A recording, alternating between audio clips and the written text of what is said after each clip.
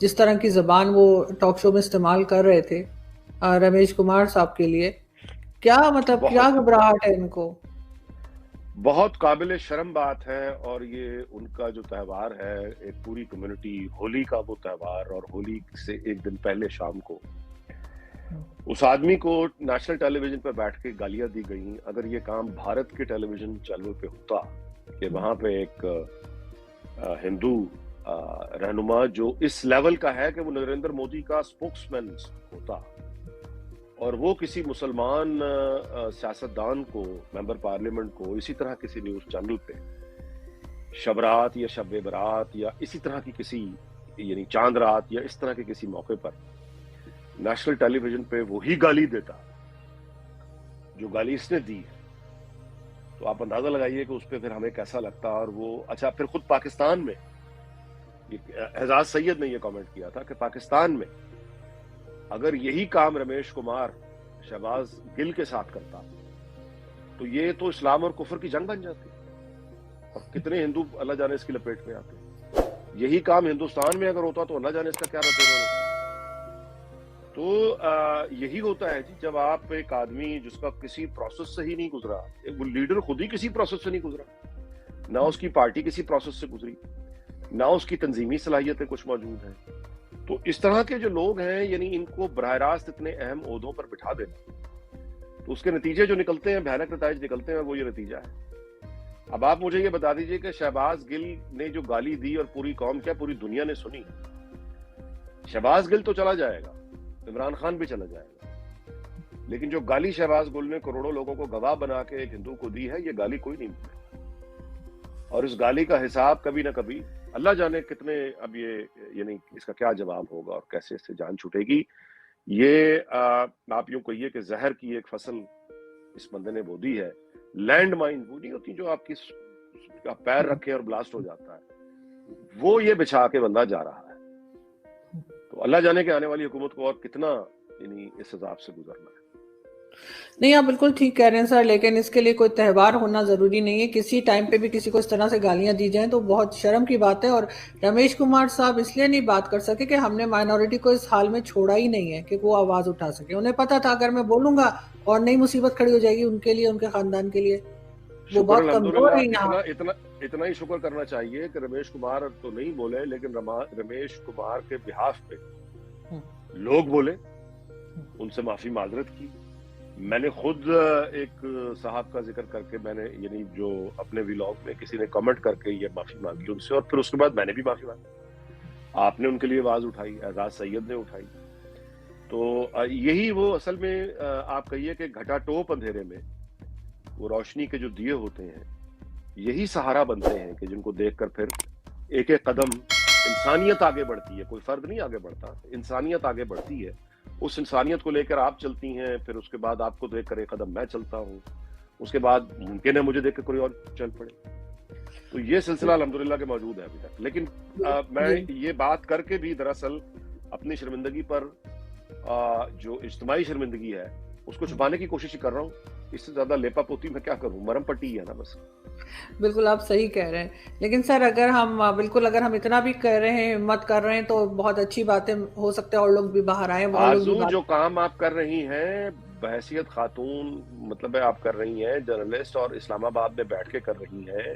میں آپ کے حوصلے اور آپ کی جرأت کو داد دیتا ہوں، اور میں آپ مثال ہے بنیادی طور پہ انگنت مرد صحافیوں کے لیے کہ وہ دیکھیں کہ کس طرح سے خاتون جو ہے اکیلے کھڑے اور وہ لڑ رہی ہے بے خوف اور نڈر ہو کے، تو یقیناً یہ بہت میں آپ کو خراج تحسین پیش کرتا ہوں۔ بہت شکریہ سر۔ سر اگر ہم بات کریں نور عالم خان صاحب کی، ان کے اوپر آج وہ میریٹ ہوٹل میں تھے اور وہاں پہ کچھ یہی پی ٹی آئی کے فالوورز پہنچ گئے اور ان کے اوپر اٹیک کیے، ان کو طرح طرح کی باتیں سنائی، اور اب یہ بھی کہا جا رہا ہے کہ ان کے اوپر جو ہے مطلب پارٹی کی طرف سے کہا جا رہا ہے کہ جو لوگ چھوڑ کے جا رہے ہیں ان کو شو کاز نوٹس دے دیا گیا ہے۔ کیا کر رہے ہیں لوگ؟ واپس بلا رہے ہیں؟ کیا آئیں گے لوگ؟ دیکھیے آرزو، معاملہ یہ ہے کہ یہ چونکہ ایک آرٹیفیشل پلانٹ ہے، پوری پارٹی اس کے پاس جذبات کے علاوہ اور گالیوں کے علاوہ کچھ ہے ہی نہیں، اور یہ بنیادی طور پہ ایک ایسا وائرس ہے جو صرف یہ عام ان کے کارکن میڈیا میں مثال کے طور پہ بھی تھوڑی دیر پہلے فیمیل اینکرز کی اور اینکرز کی بات کر رہا تھا، تو آپ ان کی فیمیل اینکرز ان کو جو سپورٹ کرنے والی جرنلسٹ جو پھر رہی ہیں, میں کسی کا نام لے کے وہ مناسب نہیں ہے, لیکن آپ دیکھ لیجئے کہ وہ اپنے شوز میں اور ان کی جو قابلیت, مطلب ان کے ایک ریسرچر رکھا ہوتا ہے, وہ ایک مضمون کالم لکھتا ہے, وہ کالم لکھ کر ایک کو بھیجتا ہے, وہی دوسری کو بھیج دیتا ہے, وہی دونوں ایک ہی کالم کو اخباروں میں چھپوا دیتی ہیں, اور یہ بعد میں پھر ایک دوسری پر الزام لگاتی ہے کہ یہ تو میرا کالم تھا جو تم نے چھپا دیا, وہ کہتی ہے یہ میرا کالم تھا یہ تم نے چھپوا دیا. ان اخباروں کے ایڈیٹرز ہوں گے نا, کوئی ایڈیٹرز, کوئی پروف ریڈنگ کرتا ہوگا, اس کے بعد چھپتا ہے. تو یہ اخبار بھی الحمدللہ ایسے ہیں آج کے کہ نہ وہاں ایڈیٹر نام کی کوئی چیز بچی, نہ پروف ریڈنگ نام کی کوئی چیز بچی, نہ یہ چیک کرنے کے لیے کوئی بیٹھا ہے کہ یہ جو میں چھاپ رہا ہوں, جو جعلی نام سے یہ چھپوا رہی ہے خاتون کسی اور سے لکھوا کے کالم, وہی 2 دن پہلے کسی اور اخبار میں چھپ چکا ہے کسی اور نام سے, پکڑا جا چکا ہے, رنگے ہاتھوں پکڑے جا چکے ہیں. لیکن آپ ان دونوں کی نوکری پہ کوئی فرق نہیں ہے, وہ دونوں کام کر رہی ہیں. ایک اور خاتون ہے جو ایک اینکر ہے, وہ مارننگ شو کرتی ہے, وہ مطلب ہے کہ ٹویٹ کر کے یہ کہہ رہی ہے, اس کی نہ اردو کبھی ٹھیک, ہمیشہ غلط لکھتی ہے, اس کی املا گرامر سب کچھ غلط, اور وہ تجویز یہ پیش کر رہی ہے اپنے طور پہ بڑا دانشور بن کے, یہ کہہ رہی ہے کہ یہ جو اداروں کے درمیان یہ اختیارات کا جھگڑا پڑا رہتا ہے, تو ان کو چاہیے کہ ایک کتابچہ لکھ لیں اور طے کر لیں کہ کسی نے, یعنی کس کا جو حد کہاں پہ شروع ہوتی ہے کہاں ختم ہوتی ہے. اس کو یہ معلوم ہی نہیں ہے کہ اس ملک میں کتابچہ نہیں, ایک پورا آئین کی کتاب ہے کتابچہ, اس کو پتہ ہی نہیں کہ کانسٹیٹیوشن ایک چیز ہے جس میں یہ ساری چیزیں ڈیفائن ہوئی پڑی. تو جو ان کا شعوری سطح پی ٹی آئی کے لوگوں کا میڈیا میں آپ نے اور میں نے یہ تماشا مل کر دیکھا ہے, تو آرزو آپ کے لیے بھی یہ مشکل تو نہیں تھا نا, مطلب کہنے کا یہ کسی کے لیے بھی مطلب ہے کہ ان کا بس دن کو رات کہنا ہے, رات کو دن کہنا ہے, گدھے کو گھوڑا کہنا ہے, گھوڑے کو گدھا کہنا ہے, اور تمام شرم اور حیا اس کو پاس نہیں آنے دینا. یہی شرط ہے نا. سر آپ نے یہ بات کی ہے تو میں بھی یہاں پہ بتا دوں آن دا ریکارڈ کہ کچھ دن پہلے مجھے آفر آئی کہ جی آپ 2 لاکھ لے لیجئے, ہمارے لیے کام کیجئے جیسے ہم بتاتے ہیں. میں نے ان سے کہا کہ آپ اس سے 4 لاکھ لے لیجئے اور آپ انسان کے بچے بن جائیے. تو وہ پھر مجھے کہتے تمہارا کچھ نہیں ہو سکتا. میں نے کہا بالکل صحیح کہہ رہے ہیں, میرا کچھ نہیں ہو سکتا. تو وہ اس طرح کی, مطلب انہیں گدھے اور گھوڑے کا فرق نہیں پتا کہ کس سے بات کریں. دیکھیں جی, پہلی بات تو یہ کہ اس نے اپنا نام دینا ہے, جو کالم آئے گا آگے اپنے نام سے بھیج دینا ہے, اور ٹی وی پہ جو کہنا ہے کسی نے لکھ کے دے دینا ہے, ٹویٹر جو کرنا کر دینا ہے. تو یہ ہے بیسیکلی. اچھا, یہی وہ بھٹکے ہوئے لوگ, بھٹکی ہوئی روحیں, زومبیز, یہ زومبیز ہے بیسیکلی, زندہ مطلب ہے لاشیں, زندہ لاشیں ہیں یہ. تو یہ زومبیز ہیں جو یہ پھرتی ہیں, یہ ہوٹلوں کے, یہ جو ایم این اے کو جو اس نے یہ گالیاں دی.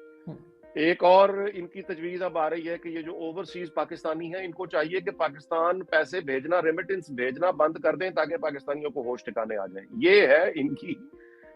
آپ کہیے ان کا شعور. اور ابصار عالم صاحب کی خبر ہے, ان کی خبر سنجیدہ لینا چاہیے. انہوں نے کل کی ایک ملاقات کے حوالے سے جو جنرل قمر جاوید باجوہ اور عمران خان کے درمیان بتائی جا رہی ہے کہ ہوئی ہے, اس میں ابصار عالم صاحب نے یہ بتایا ہے کہ آفر کی گئی ہے عمران خان کو کہ آپ اپنی ہی پارٹی کا کوئی دوسرا وزیر اعظم اگر لے آئے تو اس پر بات ہو سکتی ہے, جس پر عمران خان نے انکار کر دیا. تو اس پہ کسی کا تبصرہ میں بہت اچھا پڑھ رہا تھا کہ عمران خان کو آفر غلط کی گئی. اگر اس کو یہ آفر کی جاتی, اس کو یعنی آفر یہ کی گئی کہ آپ ہٹ جائیں اور پارٹی میں سے اپنا کو لیں, آپ وزیر اعظم بنا لیں, پارٹی کی گورنمنٹ رہے گی. اگر اس کو آفر یہ کی جاتی کہ ساری کی ساری پارٹی قربان کر دو, ان کو پھانسی چڑھوا دو, اس کے بدلے میں تمہیں وزیر اعظم بنا دیتے ہیں, تو فوراً مان جاتا. یعنی وہ خود ایک ایسا آدمی ہے کہ اس کو آج اپنی ساری پارٹی قربان کر کے بھی اگلے 1.5-2 سال ملتے ہو وہ کر لے گا. تو جتنا روتھلیس یہ خود ہے, اسی طرح کے روتھلیس ظاہر ہے کہ وہ اکٹھے ہوئے. اور آپ نے دیکھا کہ سب بھاگ گئے, اب تو سب بھاگ گئے نا. اعظم خان بھی بھاگ گیا, بالکل, شہزاد اکبر بھی بھاگ گیا. سر یہ بھی سنا جا رہا ہے کہ 26 کو ڈھولکی ہے اور 27 کو ہلدی ہے اور 28 کو رخصتی ہے. دیکھیں جی, ابھی تک تو جو میری پریشانی تھی وہ اس کی لا اینڈ آرڈر کے حوالے سے تھی, لیکن نجم سیٹھی صاحب کو داد دینی پڑتی ہے کہ بہت دن سے پہلے سے ہی انہوں نے یہ بتا دیا تھا کہ اگر یہ حالات یہاں تک گئے تو پھر سپریم کورٹ موجود ہے. دیکھیں جی, ایک ریاست ہے, وہ مذاق تو نہیں ہے, ایک اسٹیبلشمنٹ ہے پوری. اسٹیبلشمنٹ سے مراد صرف ایک ادارہ نہیں ہے, اسٹیبلشمنٹ میں عدلیہ بھی آتی ہے, اسٹیٹ پلر